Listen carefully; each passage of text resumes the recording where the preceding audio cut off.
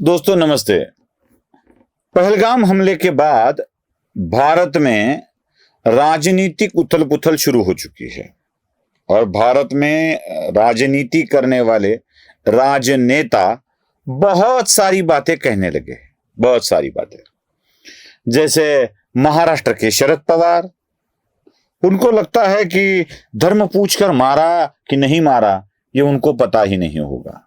वो झूठ भी पर्दाफाश हो जाता है, लेकिन शरद पवार ऐसी बातों को रखने में बड़े इंटरेस्टेड होते हैं। उन्हीं के पार्टी के अनिल देशमुख लगभग वैसी ही बात करते हैं। जितेंद्र आव्हाड भी वैसी ही बात करते हैं। शुक्र है भगवान का जिन्होंने उद्धव ठाकरे को विदेश में जाने का मौका दिया और वो वहां चले गए।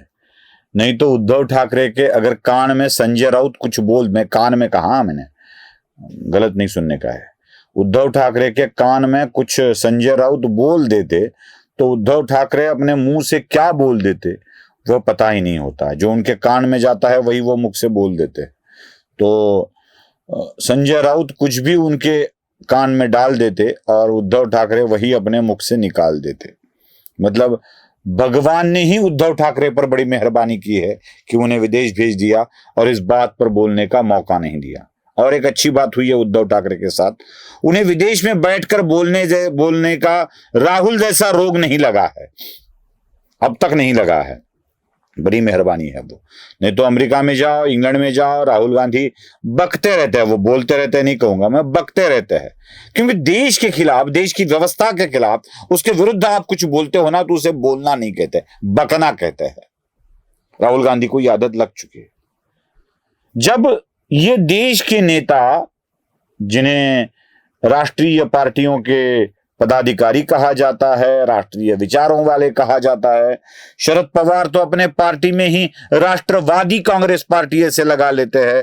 मतलब वो राष्ट्रवाद कूट कूट के भरा है, न जाने कैसे कूट कर भरा है, पता नहीं चलता। कूटने के बाद उनका राष्ट्रवाद मानो भस्म सा हो गया हो, उसकी पाउडर बन गई हो और उसी पाउडर बनी राष्ट्रवाद को ऐसे करके वो हवा में उछालते रहते हैं। शायद ऐसे ही लगता है। शरद पवार की पार्टी कुछ भी बोल रही है। वैसे उद्धव ठाकरे नहीं है तो क्या हुआ, उनके पार्टी के लोग तो जरा भी शर्माते नहीं हैं इन सारी बातों को कहते हुए। वो मीटिंग में जाना भी पसंद नहीं करते हैं, लेटर भेजकर कह देते हैं कि हम दूर दराज के इलाकों में फंसे हैं और आते हुए हमें बहुत देर हो सकती है, इसलिए मीटिंग में आ नहीं सकते।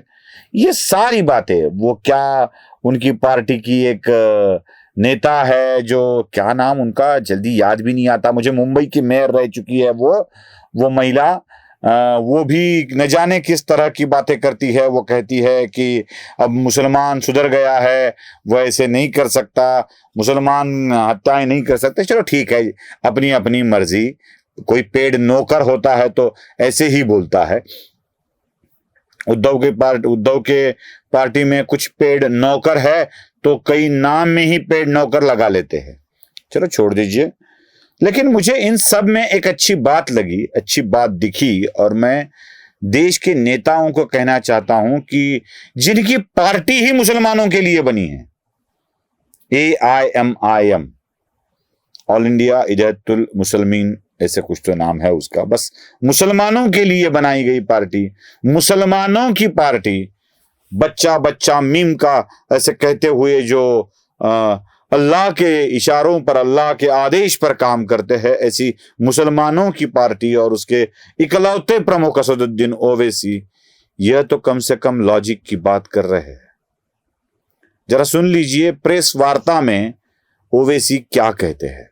और इन कमीनों हरामजादों ने जो हरकत की, वहां पर नाम पूछकर गोली मारे, समुदाय पूछकर मारे, तो ये इसकी अकाउंटेबिलिटी तो होनी चाहिए। और यकीनन ये दहशतगर्द हमारे पड़ोसी मुल्क पाकिस्तान से आए। अगर पहलगाम तो आ गए तो श्रीनगर भी जा सकते हैं लोग। तो ये अकाउंटेबिलिटी फिक्स होना ज़रूरी है, डिटरेंस पॉलिसी हमारी देखना ज़रूरी है, और ये जो हरकत किए ये कुत्ते, इनको सज़ा मिलना ज़रूरी है। और असल इनसे ऊपर जो शयातीन बैठे हुए हैं, जो हमेशा नहीं चाहते कि ना भारत में ना कश्मीर में अमन रहे, इनको जड़ पेड़ से इनको सबक सिखाने की जरूरत है। इतना ही नहीं, और भी सुनिए, क्योंकि और भी सुनना होगा। जब रैली में ओवैसी बात करते हैं तो किस तरह की बात करते हैं यह भी हमें सुनना होगा, वो सुन लीजिए। पाकिस्तान में तुम एक मलेरिया की दवा नहीं बना सकते, तुम एक मोटरसाइकिल का टायर तैयार नहीं कर सकते। भारत बहुत आगे है, भारत से पंगा मत लो। अल्लाह का शुक्र है कि हमारे बुजुर्ग नहीं गए वहां पर, वरना इन पागलों को हमको देखना पड़ता। जो लोग गए उनको बर्दाश्त कर रहे हैं। हमको पाकिस्तान से कभी मतलब था, ना कभी रहेगा। अरे ये तुमको शर्म नहीं है कि तुम्हारे मुल्क को चीन के पास गिरवी कर दी हो और तुम इस्लाम की बात करते हो?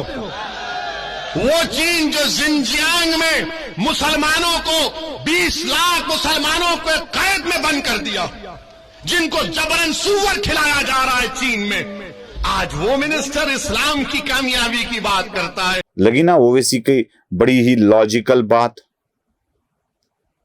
ओवैसी पाकिस्तान को बता रहे हैं कि तू अपने देश में कुछ भी नहीं बना सकता और हमारी बात मत करो, अपना अपना देख लो, अपनी चीजें आप संभाल दो।